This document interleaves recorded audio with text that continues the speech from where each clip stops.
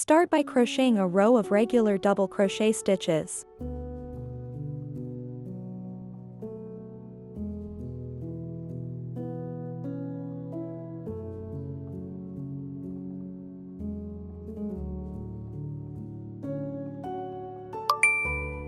Yarn over your hook from back to front. Insert your hook from front to back around the post of the first double crochet in the row below. Put the hook back into the next hole.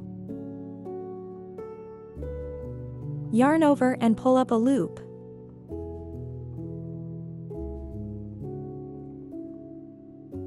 You now have 3 loops on your hook.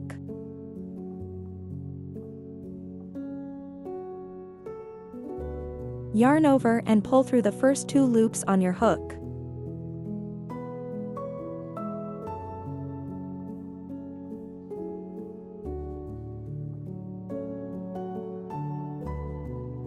Yarn over and pull through the remaining 2 loops on your hook.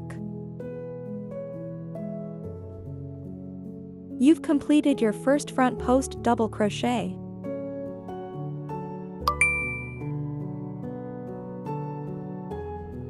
Next, continue the demonstration.